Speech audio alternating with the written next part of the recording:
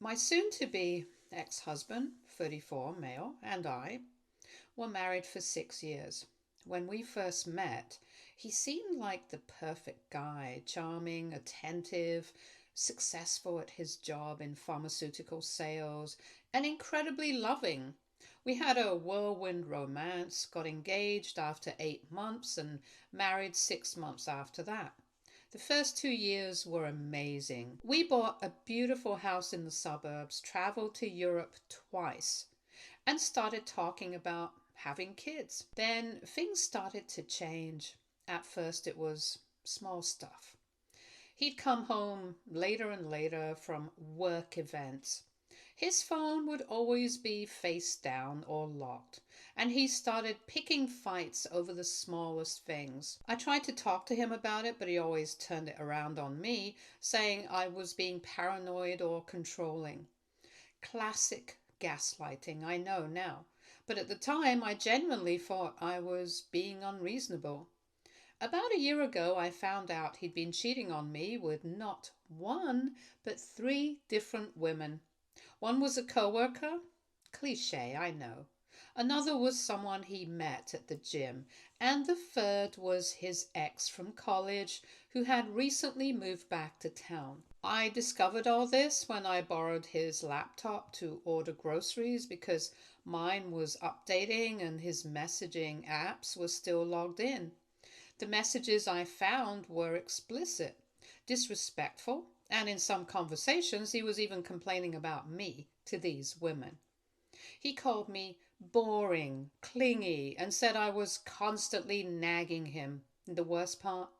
In some messages, he was actively planning to leave me, discussing how to hide his assets, and even joking about how oblivious I was to it all. When I confronted him, he first denied everything and then tried to minimize it. It was just flirting, and then broke down crying and begged for forgiveness, promising to go to therapy and change. Like an idiot, I agreed to try to work things out. We started marriage counseling, and for a few months he seemed to be trying. Then I caught him texting one of the women again. That was the final straw. I told him I wanted a divorce and moved out to a small apartment across town. This is where his mother, my mother in law, 58 female, enters the story. She's always been overbearing and clearly believes her son can do no wrong. Throughout our marriage, she would make little comments about how I should be more supportive of his career, how I should dress differently to keep his attention, and how I wasn't nurturing his potential. I tolerated it because I loved him and wanted to keep the peace, but looking back, I should have seen the red flags. After I moved out, she called me almost daily, leaving voicemails about how marriage takes work and how all men make mistakes. I ignored her calls and focused on building my new life and working with my lawyer to start divorce proceedings. My ex contested the divorce and was fighting for a larger share of our assets, claiming that since he was the primary breadwinner, he made about 20% more than me.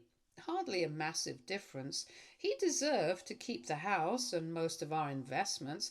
He also tried to claim that I had been emotionally abusive, which was both false and rich coming from him. 2 weeks ago, my mother in law showed up at my apartment unannounced on a Saturday morning. I was in my pajamas, hadn't had my coffee yet, and was completely caught off guard. She was all smiles, holding a bag from a local bakery, and asked if we could have a woman to woman talk.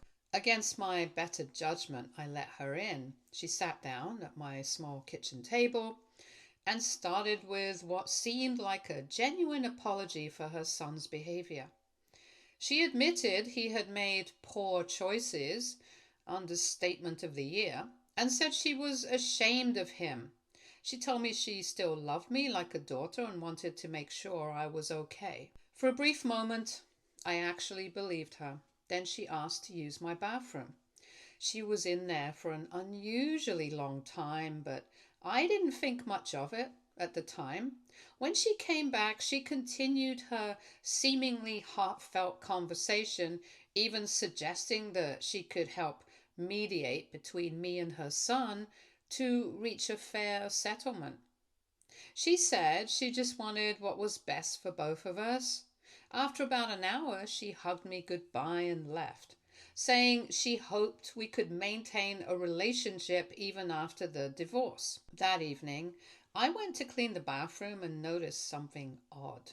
My prescription bottles in the medicine cabinet had been rearranged. I'm very particular about how I organize my medications.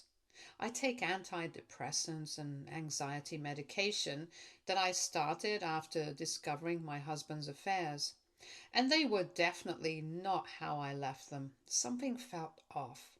So I decided to check the rest of the apartment. In the trash can in my bedroom, tucked under some tissues, I found an empty mini bottle of vodka, the kind you get on airplanes. I don't drink hard liquor at all due to a family history of alcoholism. That's when it hit me. She wasn't there to apologize or check on me. She was there to plant evidence that I was unstable, mixing prescription drugs and alcohol to help her son's case. I immediately called my lawyer and explained the situation. He advised me to document everything, take photos of the bottle, write down exactly what happened during her visit, and check if anything else seemed out of place. I got a text from my ex saying he was concerned about my well being and had heard I was struggling. He suggested that maybe I should focus on getting better rather than dragging out the divorce. The audacity. I didn't respond, but I forwarded the message to my lawyer. 3 days later, my neighbor, who has a doorbell camera, mentioned that she saw my mother in law taking pictures of my apartment building and car when she left that day. I asked if she could share the footage, which clearly showed my mother in law walking around my car, taking photos from different angles, and then standing across the street photographing my building. Again, I sent this to my lawyer. The most bizarre twist, my lawyer did some digging and discovered that my mother in law had accidentally left location tracking on when she posted on Facebook later that day. The post was about having a wonderful visit with a dear friend. Yeah, right. But the location tagged was a liquor store about a mile from my apartment, presumably where she bought the mini vodka bottle to plant. Everything came to a head when my lawyer submitted all this evidence to the court, including affidavits from my therapist confirming I don't drink alcohol with my medication, the doorbell footage and screenshots of the Facebook post with the location data. The judge was not amused by these attempts to manipulate the proceedings. I'm still processing all of this, but I wanted to share because it's so absurd that I almost can't believe it happened. The divorce isn't finalized yet, but my lawyer says this evidence of my ex and his mother's behavior has significantly strengthened my position. I'll update when there are new developments, but for now, I'm just trying to focus on healing and moving forward. Edit. Thank you all for the supportive comments and advice. To answer some common questions, yes, I've changed all my locks and installed a security camera. No, I haven't confronted my mother in law directly about this. My lawyer advised against it. And yes, I am in therapy and working on processing all of this. Update 1. First of all, I want to thank everyone for the overwhelming support on my original post. Your comments and messages have been a lifeline during one of the most stressful periods of my life. So much has happened in the past few days that I'm still trying to process it all, but I promise an update, so here it is. 3 days after my original post, my lawyer called with news that made my jaw drop. Apparently, my mother in law wasn't done with her schemes. My lawyer had filed a motion for an emergency hearing based on the evidence of tampering and harassment. The day before the hearing, my ex's lawyer reached out to mine requesting a private settlement discussion. During this discussion, they presented what they claimed was concerning evidence about my mental state. Photos of pill bottles clearly taken in my bathroom during mother-in-law's visit. The vodka bottle now in my trash, which mother-in-law had planted. And get this, witness statements from neighbors claiming they had seen me acting erratically and bringing strange men home late at night. The neighbors' statements were completely fabricated. I've been a hermit since moving into the apartment, focusing on work and healing. The only visitors I've had were my sister, my best friend, who's a woman, my lawyer, who came by once to pick up some documents, and of course the sneaky mother-in-law. My lawyer immediately recognized this as an attempt to intimidate me into accepting a less favorable settlement and told them we would be proceeding with the hearing. Here's where it gets even more bizarre. The day of the hearing, I arrived at the courthouse to find my ex looking smug and my mother-in-law sitting beside him, wearing what I can only describe as her church clothes, conservative dress, pearl necklace, the works. She was clearly trying to present herself as the concerned, respectable mother-in-law.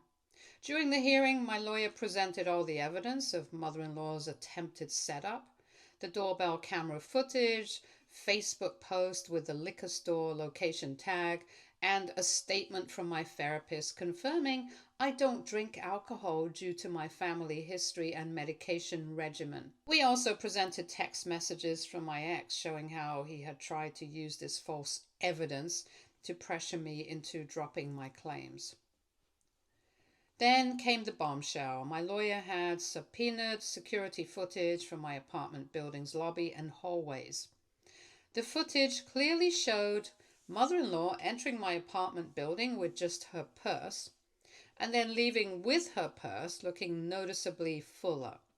Most damning of all was the footage of her stopping in the lobby, taking something out of her purse that looked like mini alcohol bottles, checking to make sure no one was watching, and then putting them back in her purse before exiting the building. The judge was visibly annoyed. She called a brief recess, and when court resumed, my ex's lawyer was practically tripping over himself to withdraw the evidence they had presented. The judge wasn't having it. She issued a stern warning about tampering with evidence and attempting to manipulate court proceedings. She also granted a temporary restraining order against my mother-in-law, barring her from coming within 500 feet of me or my residence. After the hearing, I was walking to my car when I overheard my mother-in-law in the parking lot absolutely berating my ex. She was saying things like, "I did what you asked me to do, and now I look like a criminal." And, "You told me this would work." My ex was trying to quiet her down, looking around nervously to see if anyone was listening. I ducked behind a column and recorded a bit of their conversation on my phone before leaving. I sent the recording to my lawyer as soon as I got home. The next day, I received an email from my ex's lawyer indicating that they were now open to a more equitable distribution of assets and willing to expedite the divorce process. In other words, they knew they were screwed and were trying to cut their losses. But wait, there's more. Yesterday, my sister called to tell me that my mother-in-law had been posting about me on Facebook. She didn't use my name, but it was obvious who she was talking about. She claimed that I had manipulated the situation and tricked her into helping me win the divorce. According to her twisted narrative, she had innocently visited me to offer support, and I had somehow set her up to look bad in court. She described herself as a caring mother in law who was only trying to help both sides reach an amicable resolution. Several mutual friends have reached out to check on me after seeing those posts, confused about what would actually happen.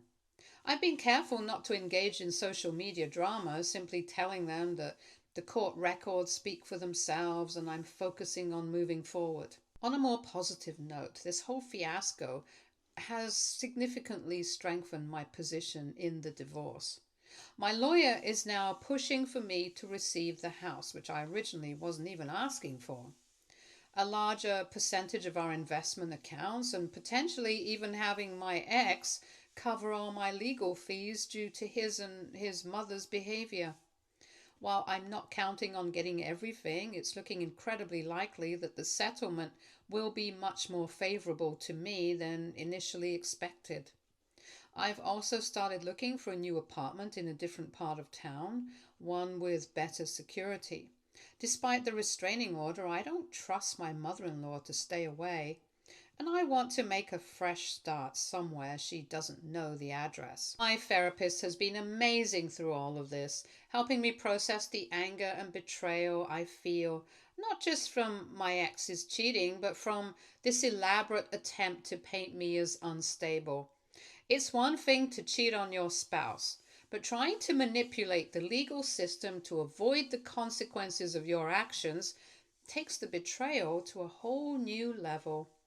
I'll update again when there are more developments, but for now, I'm cautiously optimistic that the worst is behind me. I'm focusing on self care, leaning on my support system, and looking forward to the day when this divorce is finalized and I can truly begin a new chapter. Thank you again for all your kind words and support. It means more than you know. Edit. To answer some common questions, 1.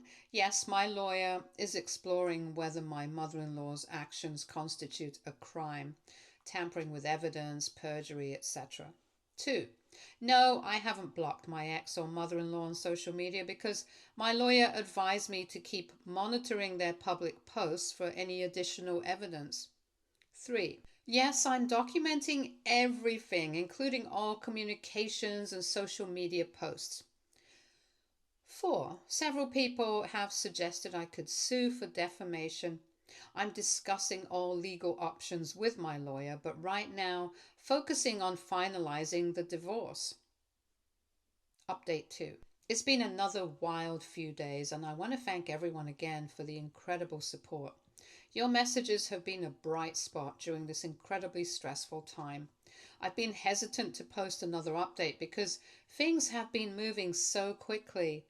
But I promise to keep you all informed, so here goes. First, the good news. My lawyer and I met with my ex and his lawyer for settlement negotiations. After the disastrous court hearing and the clear evidence of their tampering attempts, they came to the table ready to make concessions. My ex looked exhausted and defeated. Apparently, the reality of how his and his mother's actions have affected his position is finally sinking in. We've reached a tentative settlement agreement that is significantly more favorable than what was initially on the table. I'll be keeping the house, which I wanted primarily because I had put so much work into renovating it, receiving 60% of our investment accounts versus the 50-50 split I was originally hoping for. And my ex has agreed to cover all legal fees, which have become substantial due to their antics. His lawyer practically begged us not to pursue criminal charges against mother-in-law for the evidence tampering, which my lawyer is using as leverage to ensure my ex complies with all settlement terms. Now for the more complicated update. My mother-in-law has somehow managed to escalate her behavior despite the restraining order. She hasn't approached me directly, but she's been on a social media rampage. She's now telling everyone who will listen that I set her up and manipulated her motherly concern to win the divorce. According to her twisted narrative, I invited her over deliberately left out pill bottles and alcohol for her to find, and somehow knew she would report it to my ex. She's painting herself as a victim of my devious manipulation. The wildest part, some people are actually believing her.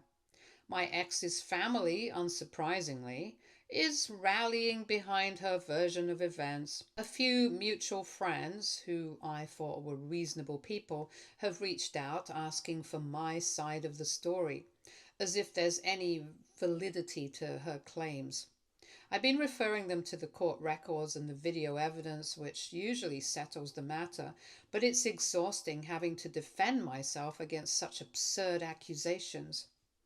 3 days ago, I received a certified letter from a lawyer representing my mother-in-law, demanding that I cease and desist defaming her character and remove all false statements about her from social media and retract them to mutual acquaintances. The irony is palpable considering I've barely posted anything on social media throughout this ordeal, while she's been broadcasting her fabricated version of events to anyone who will listen.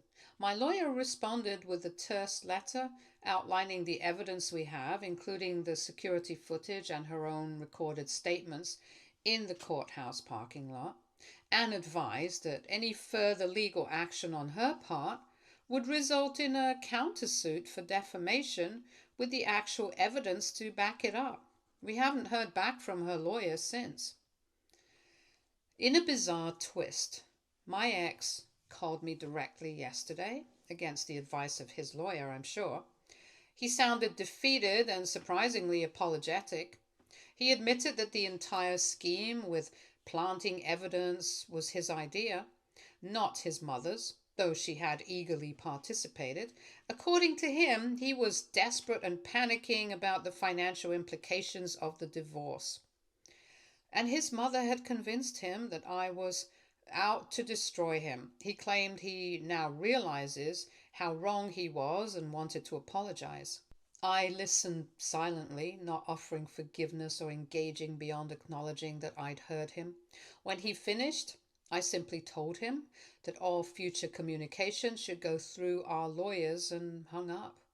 I immediately called my lawyer to report the conversation, who advised me to continue keeping detailed records of any direct contact attempts.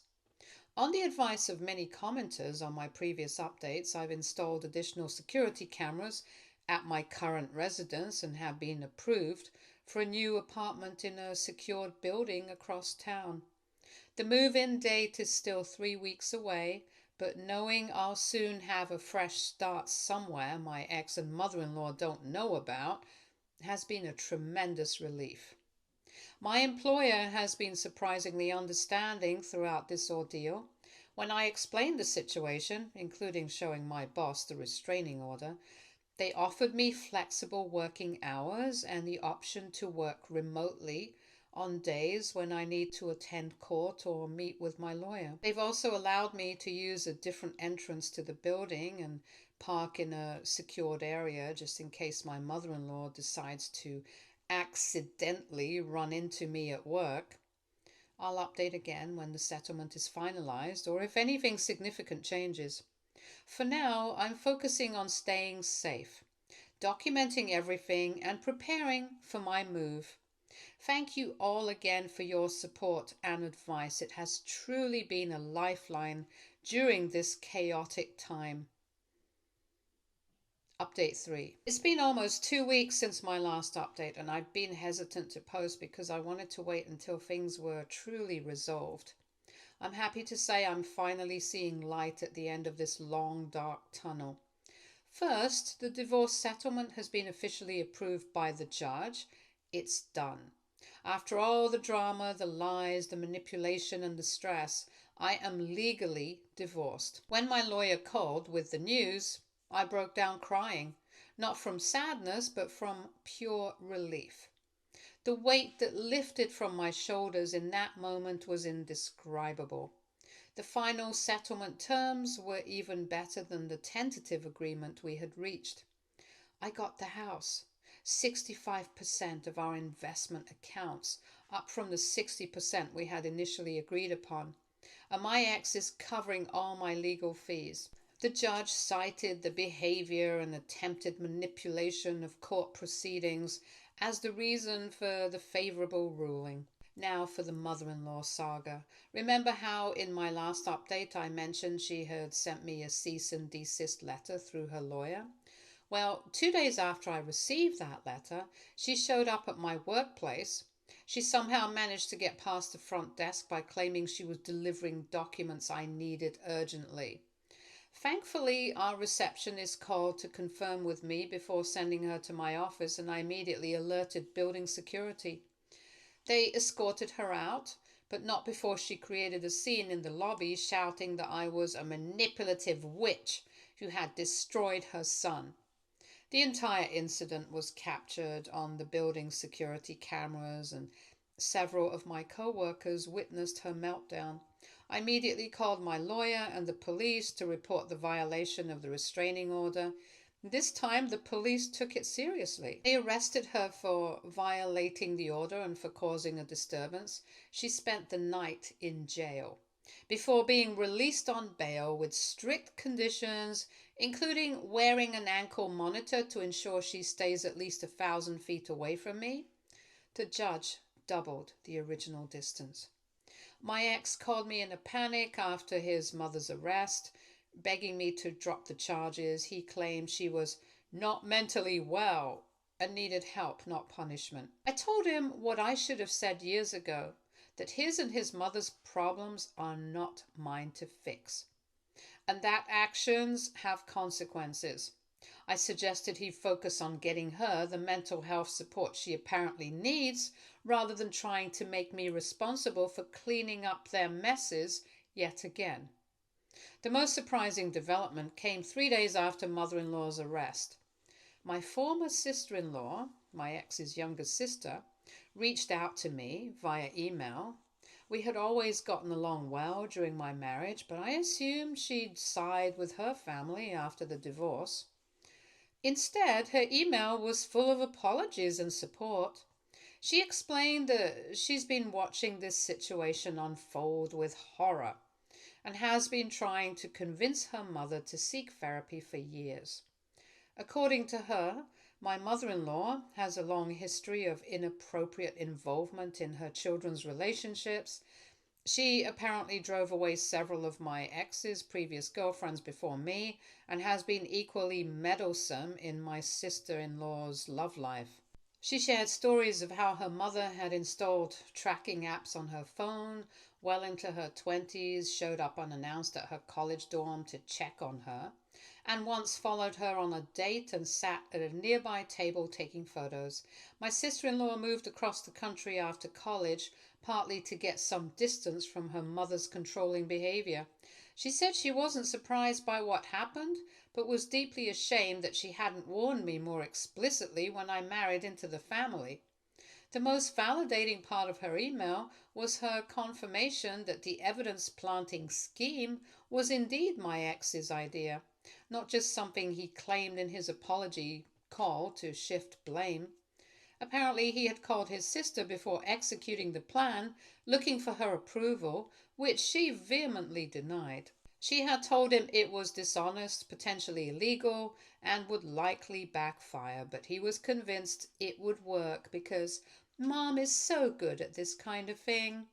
The fact that he was bragging about his mother's skill at manipulation speaks volumes about the family dynamics I was entangled in.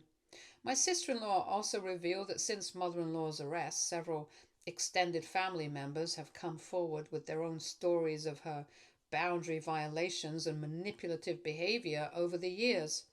It seems her arrest was a breaking point that has fractured the family's long-standing pattern of enabling her behavior. Some relatives are insisting that she get professional help as a condition of maintaining relationships with them and their children. As for my personal life, I moved into my new apartment last weekend. It's in a secure building within 24-hour doorman service, key fob access to all common areas, and no connection to my previous addresses. I've only shared my new address with a trusted circle of friends and family, none of whom have any contact with my ex or his family. For the first time in months, I slept through the night without waking up to check if my security cameras had detected movement. I've also started seeing a new therapist who specializes in recovery from narcissistic abuse, which has been eye opening. She's helping me recognize patterns in my marriage that I normalized or overlooked, and working with me to establish healthier boundaries in all my relationships. One of the most painful realizations has been identifying how my own family background made me susceptible to my ex's manipulation. I grew up with a father who was emotionally volatile and a mother who constantly made excuses for him, which created a template for accepting unacceptable behavior from partners. Work has been a surprising source of stability throughout this chaos. My boss pulled me aside after the mother in law incident at our office and told me the company would support me pressing charges and would provide any documentation needed. Several colleagues who witnessed her meltdown have stopped by my office to check on me, bringing coffee or small gifts that have touched me deeply. One coworker even offered to help me move, saying she went through a similar situation with an ex years ago and remembers how overwhelming it felt to pack up a life while dealing with legal and emotional turmoil. I started rebuilding my social life as well. During my marriage, I had gradually lost touch with several close friends, partly due to normal life circumstances, but also because my ex would subtly criticize them or make spending time with them difficult.